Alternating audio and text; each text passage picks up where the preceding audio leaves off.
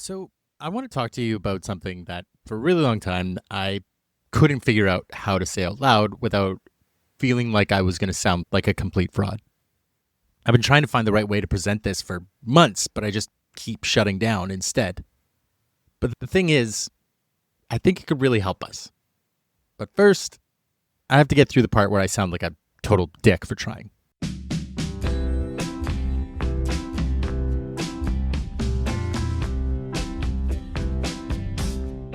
Welcome back to Friendless, Sweet Peas.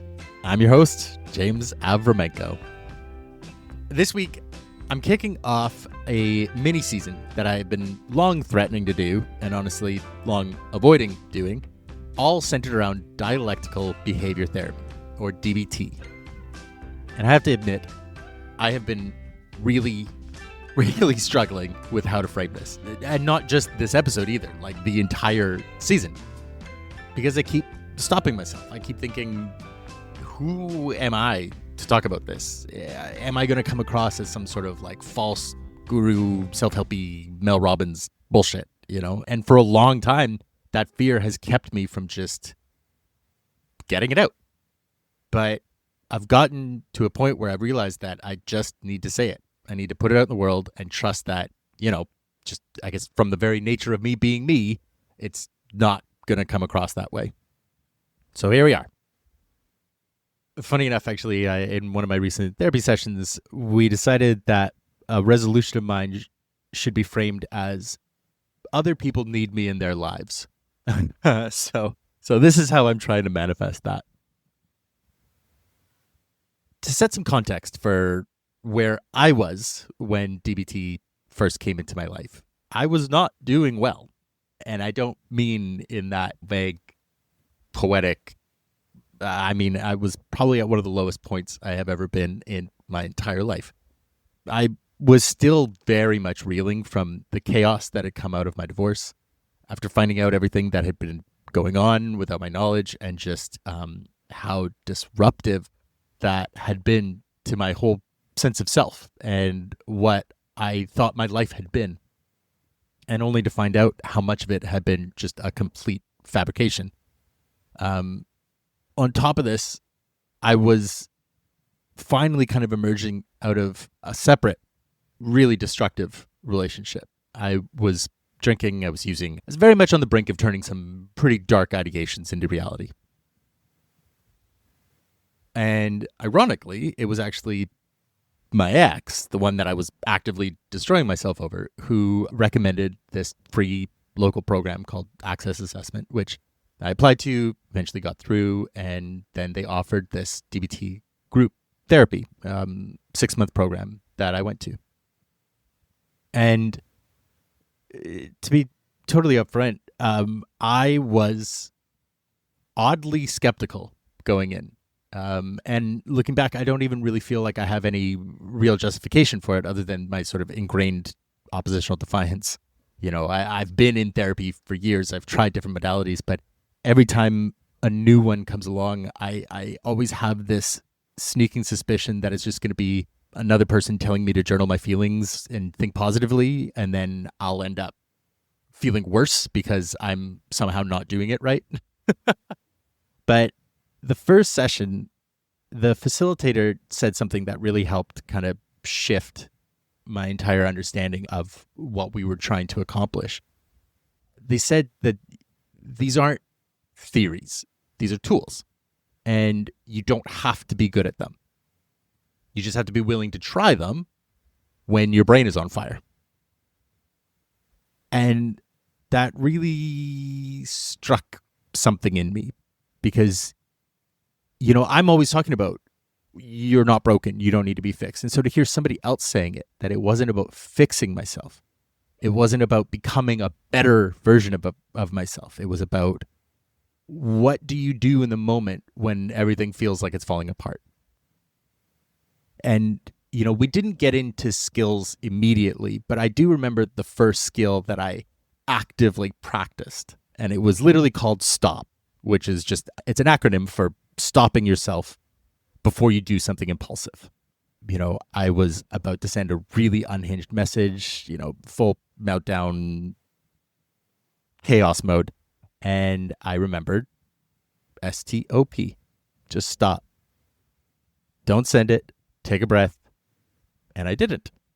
And the next day I woke up and I was just thinking, oh, thank God I didn't send that message. I would have made things even worse than they already were.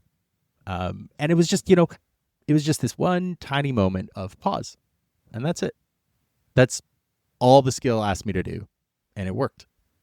And over those 6 months, those tiny moments, they started to stack. It wasn't dramatic. It wasn't this big transformation. It was just, I fucked up slightly less often.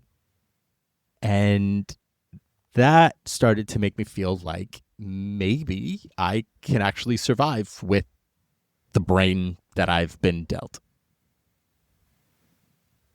So I have to admit, I'm doing this season right now partially for myself. I need the reminder. It's almost been a year since I completed the group because, time is a fickle, impatient asshole. But I have found myself slipping back into some of my old brain patterns. Different circumstances, same brain, but I've been in another difficult emotional roller coaster over the last few months, and I've caught myself not using my tools, just kind of falling back into old habits, the spiraling, the isolation, the fucking up in the exact same ways that I used to. And, it's easy to think, well, if the tools worked before, why aren't they working now? But that isn't, I think, what's actually happening. The tools don't stop working. You stop using them. And I've realized that I've stopped using them because, I don't know, maybe I got comfortable or I thought I didn't need them anymore, or I just forgot. And so part of the season is very much for me. It's me going back through the skills and relearning them out loud with you. Because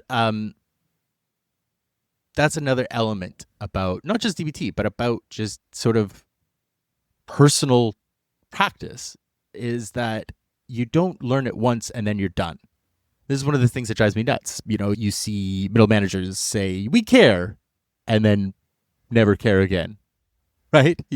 This isn't you do it once and you're done. It's not riding a bike. It's like, it's going to the gym. If you stop, the muscles atrophy. And right now for me, I think my DBT muscles have atrophied. So that's where we are. And I want to be clear. I am not here to say I have mastered DBT. Very clearly, I have not. I continue to fuck up the same patterns. I have fucked up these same patterns for the better part of my adult life. But these tools have helped me fuck up slightly less often. And honestly, that's my bar. That's it. Fuck up slightly less often, because this, at the end of the day, is not about fixing yourself.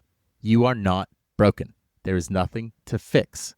It's just about working with the brain that you have.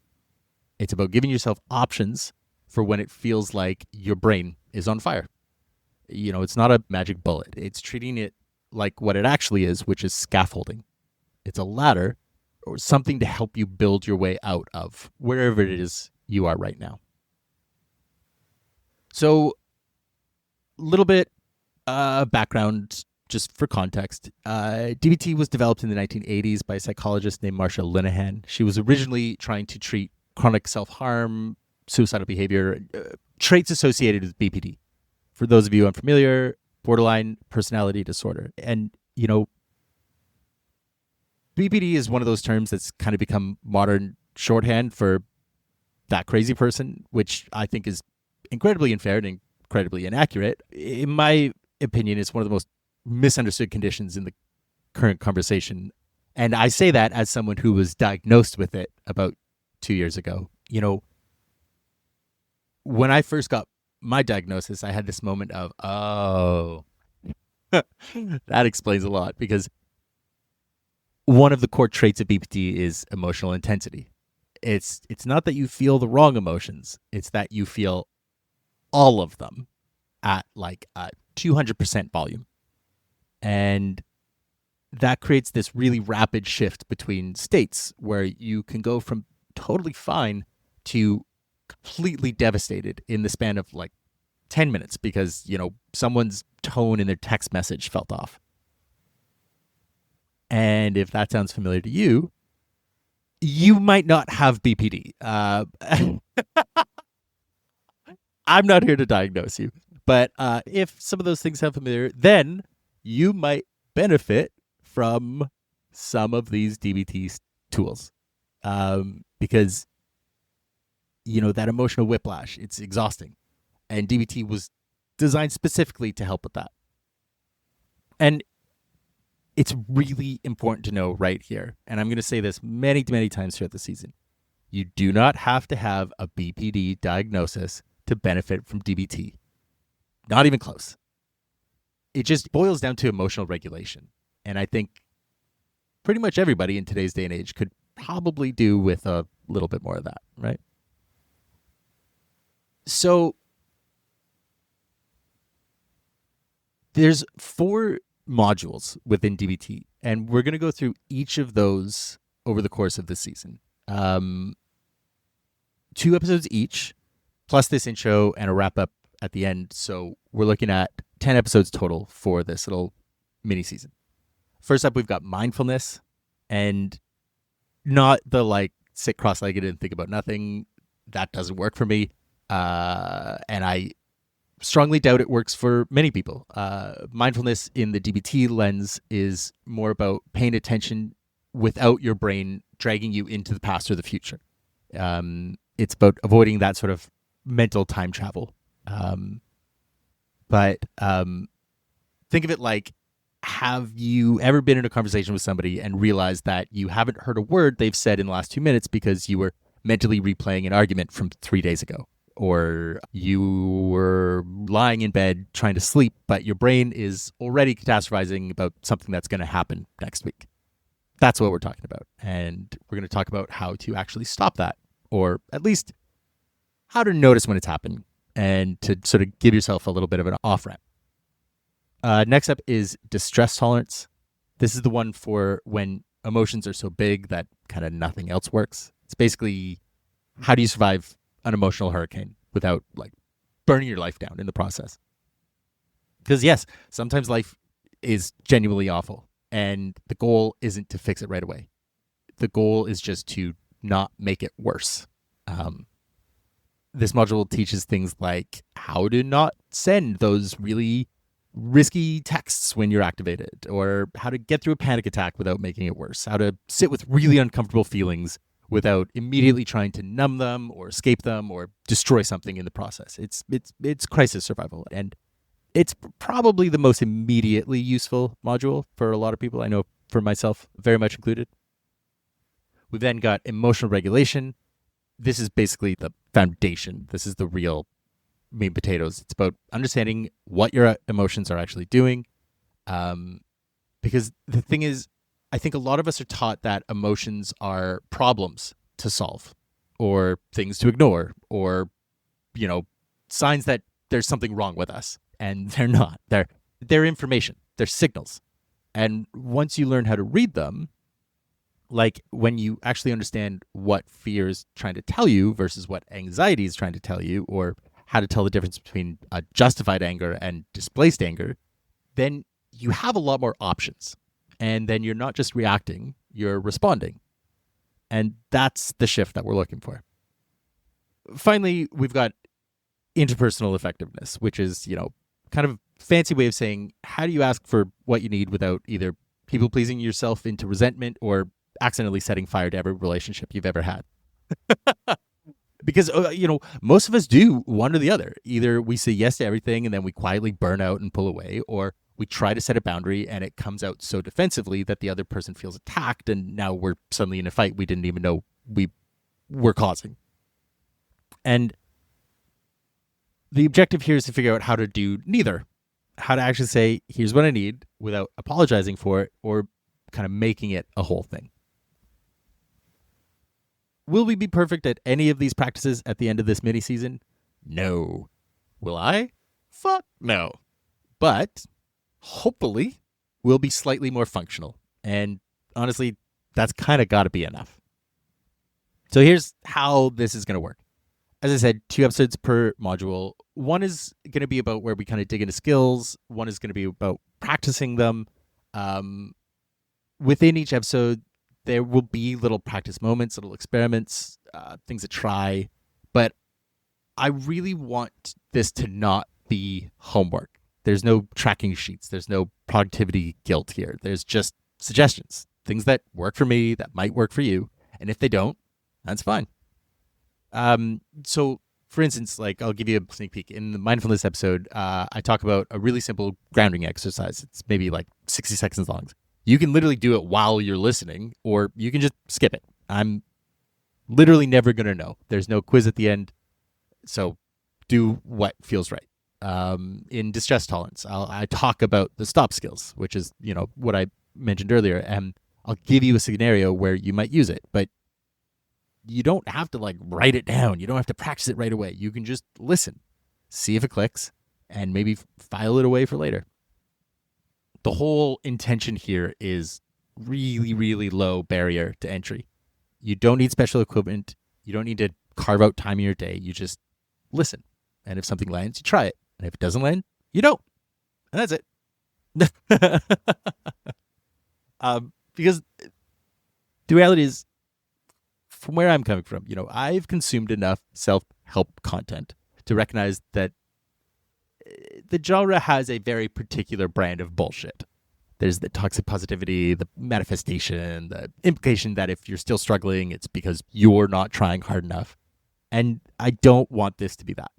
This is just, here's some tools. They're not going to fix everything, but they might help you not feel so alone in your own brain. And it's okay to be skeptical. I don't expect you to trust me right out of the gate. I barely trust myself. I also don't expect you to understand a thing and then immediately apply it. I can understand something intellectually and still not do it. I know I need to eat. I know I need to sleep, but fuck, I don't always want to, right? And that gap between knowing and doing, that's okay. That's what we're working on. We're trying to just smooth that roughness out. So that's all I really wanted to talk about today. That's what's coming down the pipeline. Next week, we're looking at mindfulness, which is all, again, about paying attention without your brain dragging you into the past or the future. And I just really want to thank you for coming along with this journey. I am trying something new. This is an experiment. We're going to see how it plays out and just hope for the best. So, yeah, we're going to wrap things up here. And I'm just going to say I really hope to catch you back here next week with a brand new episode, because it's going to be a ton of fun. But hey, I'm not going to worry about that right now. And neither should you. Because why? That is then. And this is now. Mindfulness, baby. So for now, I'll just say I love you and I wish you well. Fun and safety, sweet peas.